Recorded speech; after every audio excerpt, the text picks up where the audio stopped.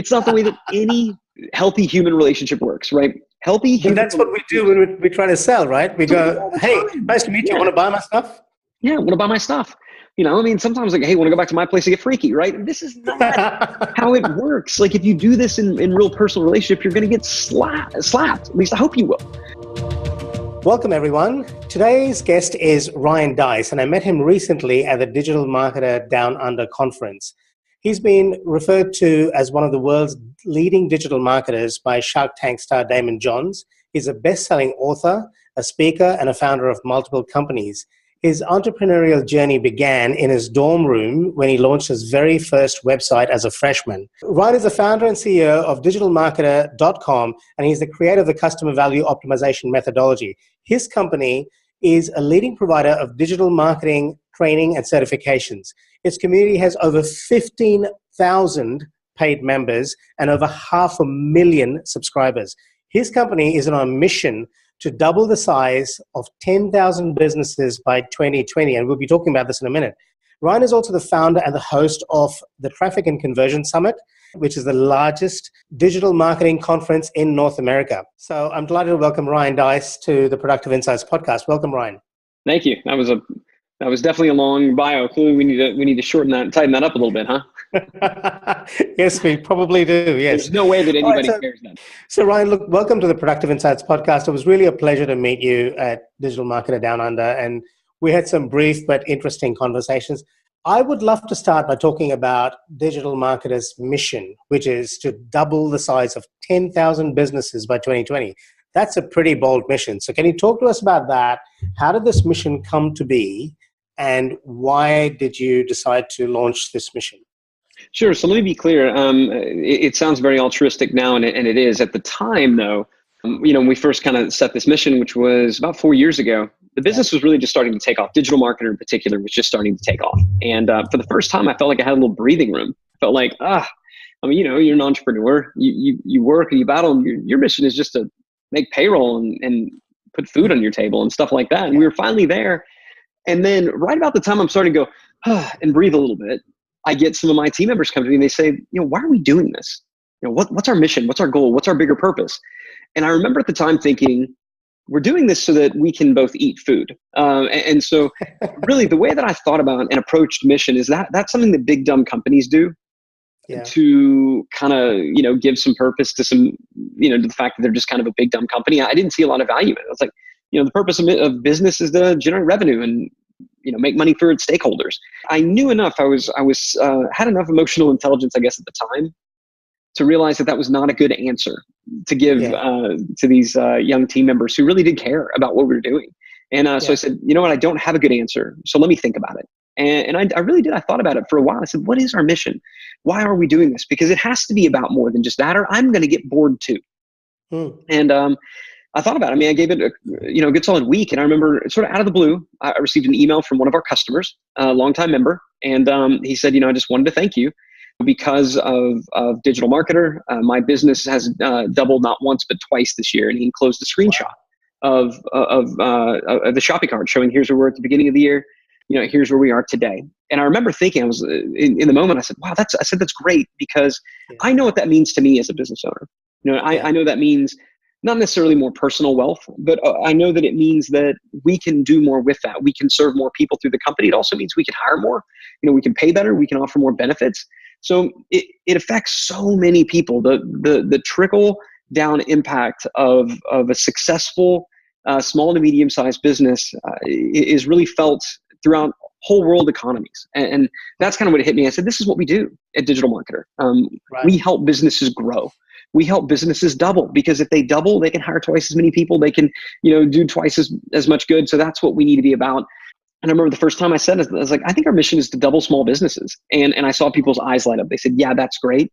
So the question was just how many and by when? And, we started with 1,000 and people said that wasn't bold enough. And so we bumped it up to 10,000, gave ourselves 5 years to do it. In that time, we've collected, people who've said, hey, we've doubled. What we still need to figure out and a big campaign that we're going to be pushing as we move into next year and into kind of the final years of this particular mission is really one of documentation, getting people to self-report and say, yeah, I was one of them. And so we're really excited about about that mission and plan to kick it off at Traffic and Conversion Summit. So it's going to be a lot of fun. But yeah, it came from a simple request from a very sincere team member, and I believe that it's the reason that digital marketer is successful today. Because at the end of the day, we are a mission-driven company. Well, some very valuable insights came to me as you were talking about that, one of which was engaging your employees around something that is tangible. I shouldn't say employees, really. Engaging your team around something that is tangible and time-bound. I think I did a case study when I did my MBA. I think it was called the Sears Roebuck case study, or maybe it was a different company. It was called the employee profit chain, I think. And the idea is that if you have happy employees and engaged employees, you have a more engaged company. And I think by rallying people around a specific time-bound goal and a tangible goal, it really does help to create that agency and urgency towards that goal. So kudos to you for taking on such a big, hairy goal. I can appreciate that it's quite intimidating in some ways to be able to put it out into the world, and then now you've got to figure out, it's sort of like you're building the runway as the plane is about to land, because you've got to figure out how to document people's doubling of their business. And it's not something that's going to be completely obvious or easy to do, but that's entrepreneurship, isn't it? It's really and that was why we gave ourselves as much time as we did. I wasn't super concerned about doing it. I mean, I like to believe we've helped way more than 10,000 businesses. The issue is, how do you measure it, and how do you get that out there? But I knew one thing, and one thing that was very clear to me: if we did not put a time, if we did not put a number, then it was just going to be, it was just going to be marketing. It was just going to be PR. It was going to be just like, oh, let's make ourselves, feel good and pat ourselves on the back. And it was going to ultimately be meaningless. We may not succeed in our mission. We may come up a little bit short. We may do that. That could happen. When we accepted that, when we set the mission, and I accept it today, we may come up short, but I know that we will achieve far more because we set it than we would have had we not, even if we wind up failing. And I think that, impacts a lot of missions and a lot of goals in life. Yes. What's that phrase? Shoot for the sun and land in the stars, or something like that? Yeah. I think shoot for the stars and make it to Mars. Maybe, I don't know. But yeah, and it's true, right? And sometimes you got to face the reality that, hey, maybe when you set a goal, you're going to fail. But so often this happens in life, right? Success looks a whole lot like failure, especially in the short term. Yes. And I think an important piece of that is also, if you do fail, then just own it and move on. There's a lot of hype around about failing fast and so on. I think failing for the sake of failing is, in my opinion, silly. But if you really aim for something and you fail and you learn from it, then sure. I think that's a very good piece of instructional content at the very least, and very powerful even for you if you learn from it. Yeah. I mean, you got to ask yourself, what assumptions did we make that turned out not to be true? What did we try that wound up not working? But I think you also need to look and say, what would have happened had we never set this goal? And it's our president here, Richard Lendner, at Digital Marketer. He was the first one to really ask that question of us, because we also set company goals. Most, a lot of them we hit, a lot of them we don't. But when you ask the question, what if we had not set this goal? Sometimes the answer you come to is like, whoa, we would have gone a really bad place, or would have been that. So there is power to setting difficult goals. And I think a lot of times people don't set tough goals. They don't set a big mission because they're afraid of what will happen if they don't hit it. Accept that as a possible reality, right? I mean, if you're not willing to accept it, then you're either delusional or you're sandbagging. So accept it as a reality and acknowledge that when you get to the end, win, lose, or draw, you're going to learn from it. You're going to be better from it if you set the right kind of goals and if you stuck to it.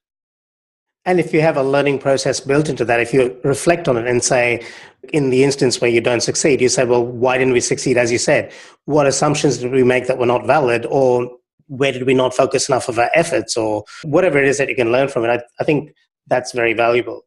Richard is a very switched on guy. I had a long chat with him actually at the DMDU, and he's got a lot of great ideas. He was telling me the story about how he left his first job about half a day after he started them. And then he went on to follow his dreams, which I did something similar. It took me 15 years to leave the corporate world, but either way, I think it's a great thing to follow your dreams and really go for it. Okay, Ryan, so you're an expert at creating conversion funnels, and I've done a bunch of the digital marketer courses, one of which was the Conversion Funnel Mastery course. And in your course, you talk about one of the core things around business growth. And that is this formula, which is leads times customers times margin times frequency of purchase equals growth potential. Can you expand on that for our listeners and how that helps them to grow their business? Yeah, but I mean, these are kind of the levers as marketers and growth professionals that we can pull. And a lot of times, marketers or salespeople, they'll look at it in terms of the funnel or in terms of a sales pipeline, and they'll look at leads and prospects and opportunity and close won, close loss, and all that's very, very helpful. I'm not saying that doesn't work or that you should throw that away. We look at that as well.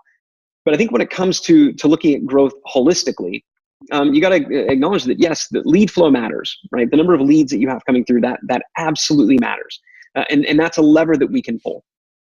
The number of customers that you're able to generate, right? Obviously that matters.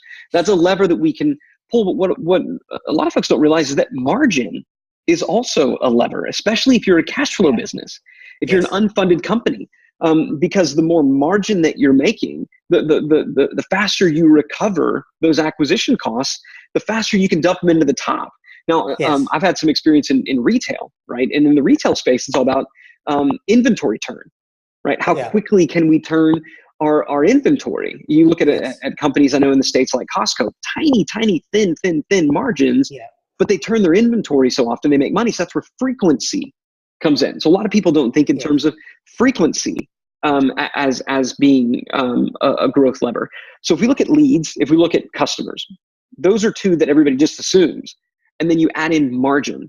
So can we increase our margins through upsells and cross sells? And then you increase frequency, right? Can we increase the frequency of purchase by maybe changing the model to more of a subscription model, through follow-up marketing, again, upsells, cross sells. These four factors combined, if they are thought out in the context of a conversion funnel and not just lead, customer, opportunity and how are they moving through, but looking at the business as a whole, I found that is the best way to grow a company. Thinking about your margins, thinking about your frequency of purchase. Yes, thinking about leads and customers. That's where everybody goes first. I need more leads. If only we had more. Everyone's obsessed with leads. Right. Well, more leads. Like your bucket is so leaky. If we were to dump more, you would just waste more. Right. Let's increase the let's get the people we got to come back. Let's get the people we're getting to spend more margin. Right. Yes. Let's get, and then let's get the leads to buy more frequently, and then let's just get more leads. But the biggest thing about this is you want to optimize that direction. You want to optimize backwards. So start with increasing frequency, then look to increase margin, then look to increase the number of customers, which by the way, at that point is often very few things a lot of times that you can do to increase the lead to customer. Because most of us, if you're a marketer, you're already pretty good at that stuff. Any changes, tweaks you're going to make are going to have diminishing returns. And the secret to getting more leads, guess what? You know what it is? More times than not, advertise more, increase your budget. And so people say, we just need more leads. Okay, buy more ads, advertise more, pay higher commissions, do more to generate referrals, give better gifts, and put more effort into that. And customer marketers say, I can't afford to. Okay, the reason you can't afford to is because your margins aren't good enough. You're not getting enough frequency of purchase. So more times than not, I would also say getting more leads is to solve the margin and frequency problem. Right. And, to your point, I can't afford to. I would also say maybe you can't not afford to, because the opportunity cost of not advertising could mean that you're missing out on customers and profit that you could be earning right now.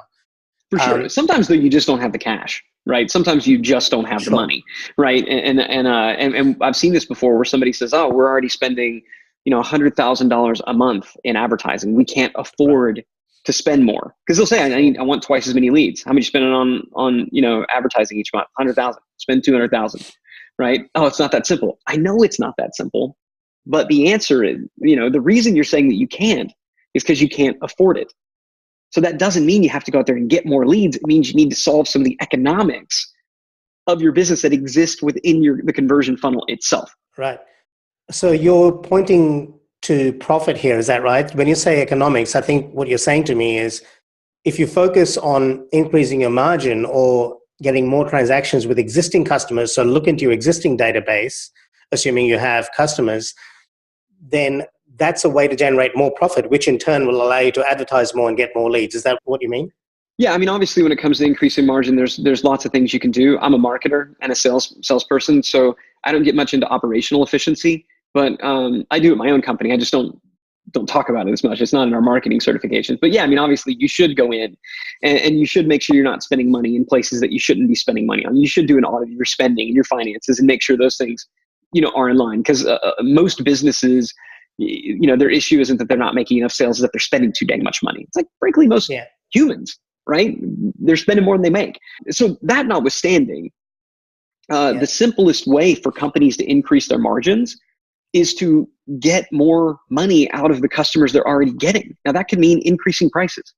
It's scary to do, but we have yet to increase prices, 10, 15% and see sales decrease 10, 15%. There's always more price elasticity in your market and in your product than you think. And if you're saying, oh, there's no way I can do it, then that simply means you're not adding enough value. So figure out ways to add more value. So what could that look like? That could look like introducing another level. So a digital marketer, for years we had Lab. And Lab was one level, and it was $38 a month, right? About around 40 USD a month. Last year, we increased the price to 50. Guess what? Saw no change in conversion, saw no change in anything. Should have done that forever ago. Probably should have done it from the beginning, right? Yeah. So that was a simple way. Then what we did is we added 2 additional levels. We had a level that was 95 and a level that was 295 a month, again, USD. So now what did we do to get that extra money? We just had to figure out ways to add more value to the people we were already serving. And they elected, I'm happy to give you more because I want that more. So that was increasing margin. We didn't have to spend any additional money to get those people. We already had them. The price of acquisition had already been incurred. It was sunk cost. We already had generally the team to do it. Coming up with additional pricing tiers is another way to increase your margin. Coming up with additional back-end products and services, partnering with others if you can't do it yourself to do that. But just sell them more stuff. And I don't mean sell them more stuff because you just want more money. Sell them more stuff because they almost certainly have more challenges that need to be solved that you're not currently solving. I'll guarantee you your business is not serving every single challenge that your customers could ever have. There's more out there. Yeah. So do the work, figure out things that you could do, and they will pay you for that. It'll show up, and that can increase margin, that can increase frequency of purchase. Another good example was yesterday I was talking to a client who was looking for a podcast editing service, which is one of the things that we offer as a business. And in addition to the editing, I offered to add on coaching as a packaged option. And that was a useful way to increase my margin, as long as it made sense to me in terms of my time. It was worth my additional time. I was able to significantly increase the value of the product I offered. So I think it all comes down to being able to look at other options, as you said, packaging and so on. And I really like your point. We as a society are a bit obsessed with leads, or at least as a marketing community or a business community are obsessed with leads. I think if you can look at ways to increase the frequency of purchase, as you said, through subscriptions or increase the margins, that really helps to add to your profitability. Our common friend, James Schramko, talks a lot about this. He's very passionate about subscription models. And I think there is something to be said for that. We're seeing a lot of large corporates like Apple moving into the subscription model with the Apple Music and so on. Great food for thought. If you're listening, definitely look at not just increasing your leads, but also thinking of ways to increase the number of transactions you have with your customer each month or year or week, and how you can offer more value. Yeah, 2 things, speed and automation. Okay. What nobody wants when it comes to upsells or, back-end offers and things like that, nobody wants to be sold something that's, one, everybody hates bait and switch, right? So the idea of, oh, you wanted your car to come with wheels, the wheels are extra, right? That's just dishonest, right? So no bait and switch. Hopefully that goes without saying. But also what people will do is they'll say, okay, you just bought this car. Would you also like, to do a vacation package? Like, that has nothing to do with it. Be really clear on what is it that my audience wants. Why are they buying my thing? And so divorce your product or service from the thing that they ultimately want. They're buying your thing because it's going to take them where they want to go. Yes. But at the end of the day, what benefit does it give them? Yeah, they're buying because they want that end result. So get clear in your mind on what that end result is, and then say, what are some other ways that I can get them to that end result faster and with less work? That's what I mean by speed and automation, faster and with less work. So when you offer coaching, what you're basically saying is, okay, you want a podcast. The reason you want a podcast is because you want some additional awareness. right? Well, there could be some things that are hard to, for your business. You want to get your brand out there, right? Maybe that's your end result. A podcast is going to help, but with some additional coaching, I can help you get that result faster and with less work, because I've been there, I've done that, right? So that's what you're offering. Coaching is a form of speed and automation. It might just be charging for expedited shipping, right? Don't ever think this stuff, I'm going to charge more to get it to them faster. But if you can put it in those two categories, speed and automation, faster and with less work, then you're going to find that the upsell ideas come to you, and you're going to find that you have the ability to increase those margins. If you listen to episode 140 with Andre Chaperon, he's a master of automation as far as content is concerned, which I think is also an important piece of being able to dig down deeper into your customers' problems and the end result that they want to get to. And then in episode 26, I think I spoke to Ryan Levesque, who's got the ASK methodology nailed down quite well and really helps you to understand your customer through an incremental questioning process, a lot of which can be done via email or via quizzes on your website. Those are two useful episodes I would recommend you check out. Okay, Ryan, you talk about the 5 aspects of the conversion funnel, and you use a fantastic dating analogy. And I would love for our audience to hear this, because it's something that's so relatable but so valuable. And at the DMD, you also touched on those 12 aspects of intimacy. No, it was actually Desmond Morris. Which I thought was Desmond Morris, sorry. Yes, Desmond Morris's intimacy. I thought that was fantastic. So if you want to touch on that as well, please do, because that really humanizes the concept so nicely. Yeah, I mean, so the idea of the 5-step conversion funnel is essentially lead magnet, right? Which I think everybody knows what that is. Offering something of value to generate a lead. Then you have a tripwire, which is a very low ticket offer designed to just get a micro commitment, right? It's not the big sale. Then you have the core offer, the main thing you want to sell. Then those profit maximizers that we were talking about, the speed and automation profit maximizers to increase margin, increase frequency of purchase. And then the return path, right? So how do you do follow-ups to increase, like I said, frequency of purchase and lead to customer conversion rate? So those are kind of the 5 steps. And really, I've always looked at it, like a relationship. Sales, marketing, at the end of the day, it is a relationship. It may not be a romantic one, but the way that most people approach online marketing in particular is they're effectively proposing marriage on a first date. People show up at the website, there's the offer, buy or don't, right? I mean, that's like walking into a bar and, just want to tell people, hey, nice to meet you. My name's Ryan. My parents are in for the weekend. I'd love for you to meet them. You seem nice. They're really encouraging me to get married. And you're single. What do you say? Right? I mean, that's what we're doing. And we're wondering, like, why does this not work? Because that's a bit creepy. It's super creepy. It's not the way that any healthy human relationship works, right? Healthy human. And that's what we do when we try to sell, right? We go, hey, nice to meet you. Want to buy my stuff? Yeah, I want to buy my stuff. I mean, sometimes like, hey, want to go back to my place to get freaky, right? This is not how it works. Like, if you do this in real personal relationship, you're going to get slapped. At least I hope you will. And yet that's what we do, but because it's done online and because it's, it's sales and marketing, it's not a relationship, we think it's okay, but it's not, because it is a relationship. So I've always approached this and say, if I'm meeting somebody for the first time, what am I going to do? I'm going to go to them and say, hey, my name is Ryan. Can I get you a drink? Right? We're going to go first, right? Can I buy you a drink? You're going to do something to justify that person saying hi and talking to you, right? You're going to give value in advance. That's what we're doing with lead magnets, right? And we're going to try to get their number so that we have the ability to follow up, right? That's that first step, that lead magnet stage. Then if we get that, we're not going to say, great, I'm going to, Cancun next week. You want to go with me? No, that's weird. Too much, too soon, right? It might even be too soon to say, hey, let's go grab dinner sometime. Can I pick you up at your house, right? They might be thinking, I'm not going to tell you where I live. I don't know you, right? So what do we say? Hey, this has been fun. It's been really great talking to you. I'd love to meet and grab coffee at some point, right? So this idea of a tripwire, that's meeting up for coffee. It's the smallest, tiniest little commitment.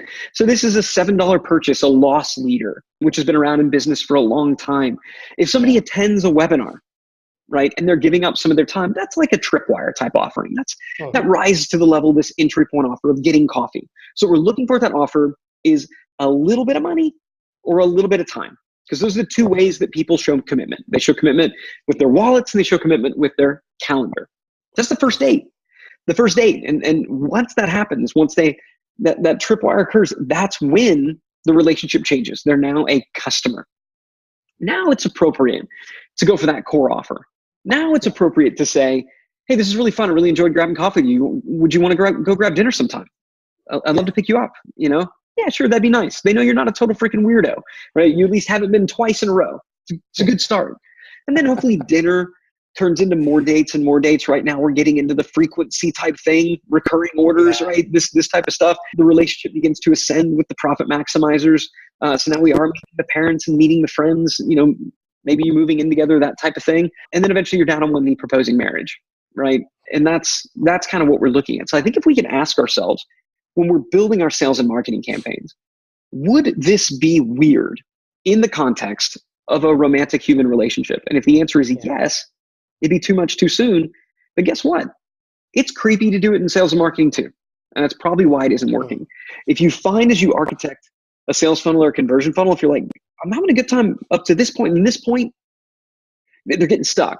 It probably means you're asking too much at that stage. And you need to split it up, ask for a little bit less, nurture them through that relationship, be a little bit patient. Don't be so dang creepy. But yeah, that's how I always think about it. Another good way to think about it is to ask yourself, how do I facilitate a purchase for the customer rather than try and make a sale? There's a subtle but important difference, because people don't like to be sold to, but people do like to buy. So if we as business owners think of ways to minimize the friction for the customer to choose to access our product or service and make it as comfortable for them as possible, that would be a great way to go about doing it. So when you go to the girl at the bar and you ask her if she would like to buy a drink, you're offering her comfort and decency. You're giving her a little bit of space to either say yes or no. And I think that space allows her to feel comfortable. So it's not this claustrophobic, like, have a drink, come home with me.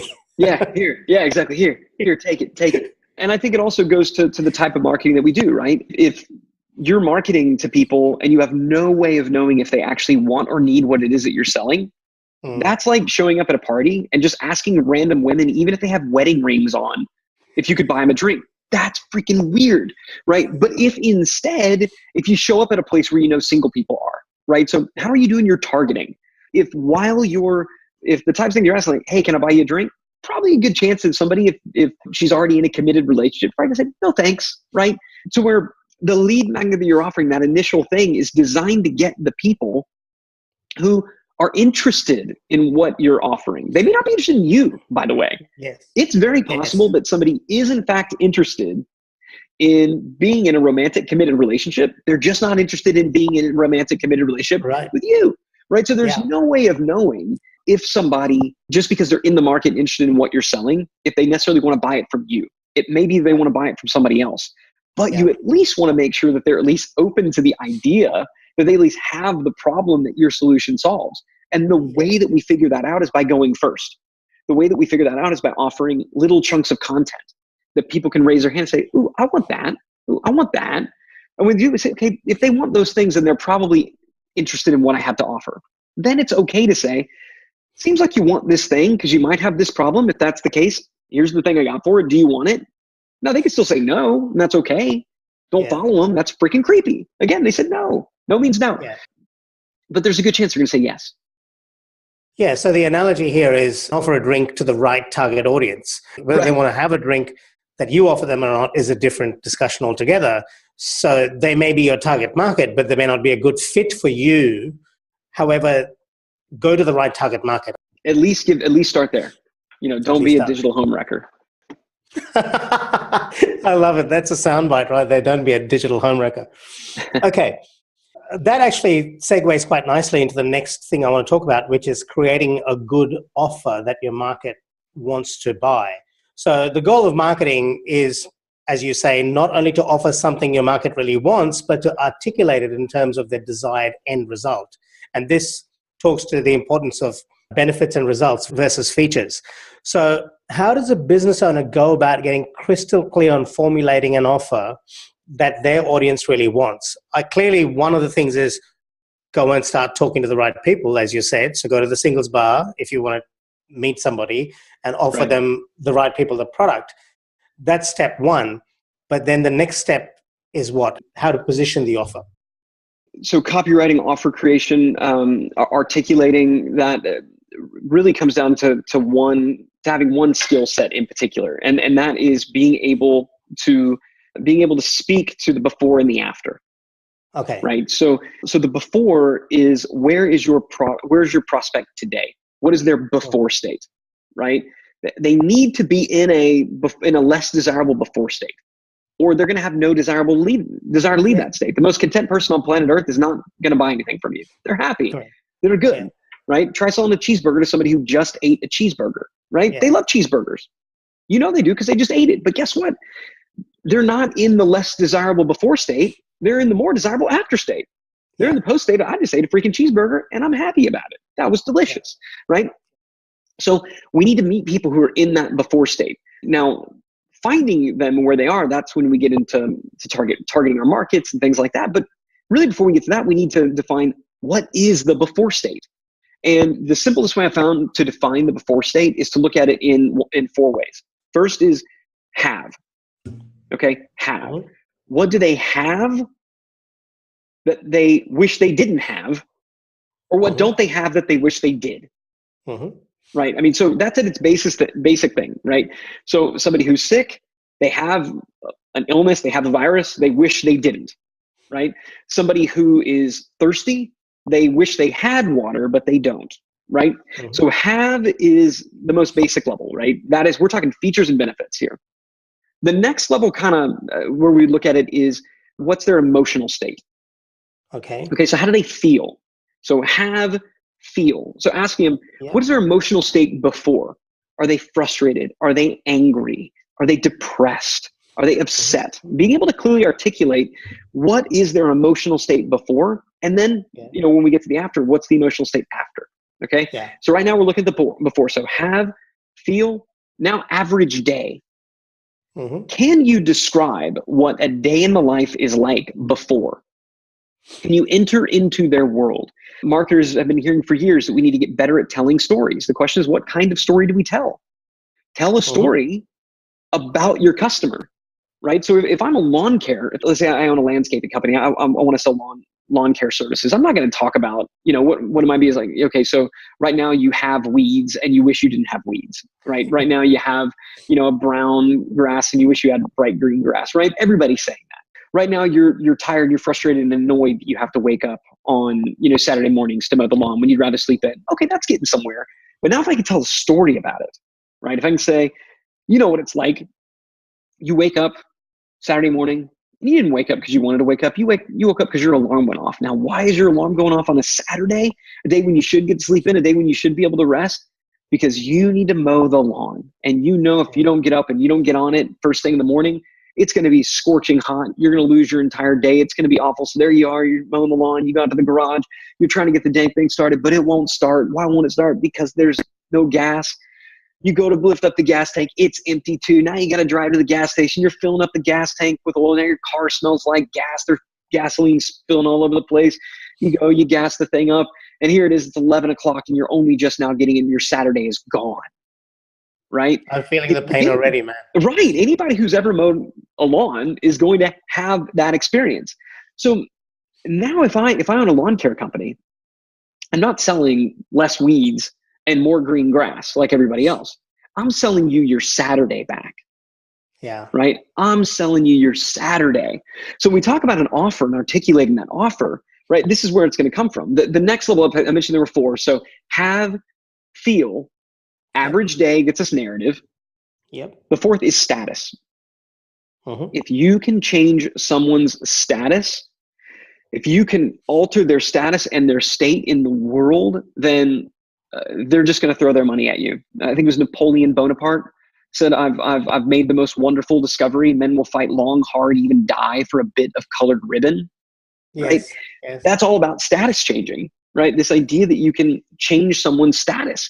We desperately want to be better versions of ourselves. Now you may say, as a landscaper, how can I change somebody's status? I'm going to speak to the fact that, hey, while your neighbor is, mowing his grass like he's a common serf, who's having to toil the land, you're going to be the king of your castle, I remember studying this in the digital marketer course, and I have a question actually about that. Yeah. Why is it that we are so obsessed with status? Is it because of the pecking orders thing that we want to be one up on our other people in society? Is that what it is? Well, I think this gets pretty deep into the human condition, but I think in general human beings just want to matter. Mm, We want to matter. I do think we have a lot of misplaced identity, especially yeah, in Western cultures. yeah, But yeah, I mean, we do want to matter. We want to believe that we're important. I think we realize at some point in our life that we're probably going to die, right? yeah, And we get a little bit annoyed by that. So we want to, we want to know that while we're here, that we matter, and we'd like yeah, to have some aspect of us live on. I think that's where status comes from. And yeah, it does get yeah, into, I'm sure you get it if you talk to a psychologist, you get one answer. If you talk to a behavioral, evolutionary biologist would probably explain it by saying, well, this had to do with procreation. And if you look at the animal kingdom, right, it's the alpha that yeah, doesn't yeah, just get, the best. The alpha male gets all the women, right, and gets to yeah, basically yeah, impregnate all of them. No matter what field of study that you look at, yeah, they're all going to come to the same conclusion, and that's that status matters. Status yeah, matters to survival. And so I think it's mm, bred into us, whether you believe that it's, an evolutionary biology kind of thing, whether you just believe that, hey, we're kind of yeah, messed up. That is yeah, the reality. We all crave status. And that's why, yeah, of the four, status is the most powerful. right. Status is the most Okay. powerful. Second is, can you tell somebody a story about themselves? That's why average Mm-hmm, day matters a lot. Third is mm-hmm, speaking with emotion. So being able to mm-hmm, write copy and to project offers in such a way yep, that they speak emotionally. And then the third is have, right? Right now you don't have this, afterwards you're going to have it. Isn't that great? Right now right, right. you're eating cereal every single morning and you're eating it with a fork, and that's frustrating because the milk's seeping through and it's not really Mm, working. When you have this spoon though, you're going to eat cereal like a champ, right? That's have. It's good. It needs to be there. But if we can contrast now, so you should document this, and you really should. You should grid it out. Make a 4x2 grid, yeah, and on the left hand side, put have, feel, average day status for the yep, before state. Then on the right hand side, put have, feel, average day status for the after mm-hmm, state. mm-hmm, And then ask yourself, can my product, can my service transport people from this less desirable before state that I've just documented over here to this more desirable after state that I've documented over here? And if the answer is yes, then you have a reason to exist. You need to market like heck because you make a difference in the world. Now, what we want to do in terms of articulating that offer is simply want to speak to that. And usually it goes kind of something like this. Hey, don't you hate it when insert after? Well, mm-hmm, at Acme Incorporated, we did too. And that's why we created the Super Widget 5000. When you have the Super Widget 5000, insert before, you'll now have insert after. So it's basically yeah, saying, don't you hate it when this happens, i.e. before? When you yes, have insert product or service, you'll have this after. And yes, just learning to speak to that. Stop talking about your product, stop talking about your service. Speak yeah, to the shift that your product or service can deliver from the less desirable before to the more desirable after. If you could yeah, do that, people will start paying attention and your offer will okay, convert. They won't even great. know what it does half the time.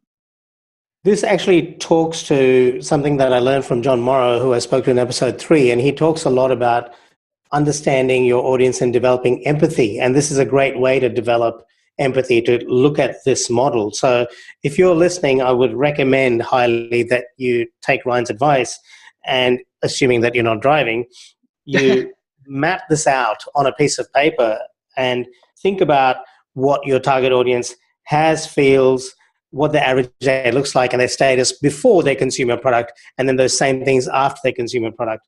Another good tool is to use an empathy map, which Brian Clark talked about in episode 116, and then I actually explained that quite comprehensively in episode 117. So empathy mapping is also another good way to really understand what your target audience is thinking, feeling, saying, and doing. Now, I want to respect your time, and I know that you've got to head off soon. So I normally have quite a detailed action section, but I'm going to just touch on a few key action points, and then you can add anything Yeah, else let's you do it. think is We're good. appropriate. We're good. Let's do it. Okay, cool. All right. We started off talking about the importance of having a mission. If you have a business, and particularly if you have employees, I recommend you have some kind of a tangible mission that you can rally around and your team can rally around. which is time bound and which is measurable. If you can't measure it, you can't improve it. The next thing we talked about was conversion funnels and the formula, which was leads times customers times margin times frequency of purchase, which equals to your growth potential. Now, a lot of us as business owners are obsessed with leads. The key here is to understand that if you can improve the frequency with which your existing customers buy from you, or if you can improve your margins by offering extra value, or even by testing, increasing your prices, you might actually find that you can increase the price without necessarily losing a whole ton of customers. If you increase your price by 15% and you don't lose 15% of your customers, you're heading in the right direction. So there's always a good opportunity to do a bit of testing around that. I think the key takeaway there is don't get obsessed with leads, look at other factors as well. Then we talked about the conversion funnel in terms of the dating analogy. And the big takeaway there for me was it's about creating a process that is comfortable for your audience, as just as you would be decent and incremental in your approach to meeting a girl or a guy at a bar. And you wouldn't go and ask them to marry you when you first meet them. You offer them a drink first, and you give them a bit of space to interact and to be volitional in the transaction, for them to choose to be part of that journey. So you're kind of facilitating the buyer journey rather than trying to make a sale. And just by changing that mental paradigm from saying, I'm trying to make a sale, to saying, I'm trying to facilitate a purchase, might be a useful way to help you be less aggressive as a salesperson, but yet more understanding and empathetic to your audience. Then we talked about offers, and we talked about why it's important to create an offer that solves a problem and that doesn't just talk about features, but meeting your customer where they are. I remember talking to Joe Polizzi in episode 75, and I really liked what he said there. He said it's about meeting your customer where they are on their journey. And the way you expressed that to me, Ryan, was you said, think about your before and after state of your audience. So what do they have? What do they feel? What's their average day look like? And what's their status before they consume your product? And what's that going to be after they consume your product? And then you articulate your offer in that context. So rather than saying, hey, would you like less brown grass on your lawn? You're saying, would you like your Saturday back so that we take care of your lawn mowing services? You can have a nice looking lawn and you can look good in society without having to lose your Saturdays, which you can then use doing something else. So here you're selling them their Saturday back. That's the benefit, the result, rather than saying, would you like a greener lawn, which doesn't really translate into value as much for them where they are on their journey. That was the essence of the key points we've touched on. Is there anything else you'd like to add? Yeah, I mean, so one of the things we talked about, obviously that before and after grid, if you will take the time to do it, that's the first step before we ever write copy. Thinking in terms of speed and automation, I would absolutely add that as well. So what's a speed and automation upsell that you can offer that doesn't offer a different after state, but it gets into that after faster and with less work. Mm-hmm. And so this is where shortcuts and cheat sheets are really useful, and they can be really good quality lead magnets that you talk about. Yeah, I mean, so the before and after can be done. I mean, I'm sorry, the idea of speed and automation can be used on the front to acquire leads, and then on the back once somebody's already bought, right? So anytime you offer some type of a shortcut, people are going to get excited about that, because if there's something we want and we're clear that we want it now, right? Yeah. That's you said before, people don't like to be sold, but they want to buy. Yes. That's us, right? Human beings. We want everything on our terms. We walk into a retail shop and somebody says, hey, can I help you with anything? We're like, no, just looking. But 30 seconds later, we can decide that we need help. And now we're angry that person isn't right here. Yeah. We just sent them away, right? That is the human experience. We're highly irrational and incredibly selfish. If you can identify that this is what someone wants and get them to identify that they want that, the easiest thing in the world to sell them is some speed and automation version of it. So that's the only other thing I would add to your list. Fantastic tip. That is really, really good. I got to remember that. Okay. What books do you recommend, Ryan? And which ones have had the biggest impact on you? Yeah, so I'll just say I love books. Books to me, a lot of people ask who are my mentors, and I rattle off names and like, how do you know that person? Or I thought that person was dead. It's because books have been, my biggest mentor. So I'll give you three biggies that I recommend that everybody read. But there is a comprehensive list. If you will Google top 100 or 101 books every marketer should read, digital marketer. Yeah. We recently did a blog post of digital marketer because I got asked so many times, what books do you recommend? Like, it's hard to narrow it down. So here's 100 of them. So there is that blog post that's out there. Maybe you can link to it in the show notes or something, but yes, that's please, a good resource. I will tell you three of them that I go back to time and time and time again. The first is called Ready, Fire, Aim by Michael Masterson. It's a pen name for Mark Ford, but Ready, Fire, Aim is just one. It kind of tracks if you're an entrepreneur and you want a book that's going to be valuable to you throughout all the different stages of your entrepreneurial journey. It's such a good book. I go back to it again and again and again to say, okay, I'm at this stage. What are the challenges that I'm dealing with? What do I really need to focus on, and what don't I need to focus on? So, Ready, Fire, Aim is one. The Goal by Eliyahu Goldratt. This is actually a book about manufacturing efficiency. It's a book about theory of constraints. That's what I was going to say. I know his book called The Theory of Constraints, but I haven't heard about The Goal. Yeah, so The Goal, I don't know if it came before or after theory, but The Goal kind of introduced theory of constraints to the world. It's written in a narrative format. It's a long book, but it's a good read. I really like the audiobook, by the way. But the idea of The Goal is really just looking at a system, looking at a process and saying, where are the bottlenecks? Where are things getting stuck? Because I believe that as a marketer, your primary job is to look at the entire customer journey and to ask yourself, where are they getting stuck? That's a bottleneck.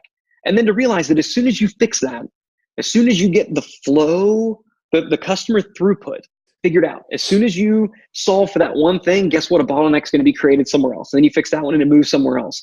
So the life of the marketer is simply, if we're going to look at the customer journey as just an assembly line, right? Yeah. We've got people in less desirable before states. They're going to go through our customer factory. We're going to spit them out the other end. A happier, better human being as a result of going through doing business with us, going through our customer factory, right? Your entire life is optimizing each stage in that. So the better you can get at identifying these are the stages in our assembly line, in our factory, and then getting clear on, okay, this is where bottlenecks are happening. This is where they're getting stuck, clean up. You're never done. You're always making the whole system more functional, but that book is really what taught that lesson to me. So I recommend that marketers read it, even though it's not a marketing book. And then finally, The Wizard of Ads. The Wizard of Ads. Okay. The Wizard of Ads is a great book. It was written in the 90s and I believe maybe early 2000s, but I believe it is more relevant today in terms of how do we market? And it has a lot of radio analogies, but I believe that radio advertising more closely mirrors digital advertising today than any other medium in the past has. If you think about how you would consume radio ads, it's short spots. You're hearing it while you're distracted, driving, looking at other things. That's the social experience, right? People scanning through Facebook just like they're zooming down the road. Something catches their eye, and the radio, you want to catch their ear. And Roy Williams, who's the author of the book, who is one of my mentors, not just mentorship through books, but a friend and a mentor.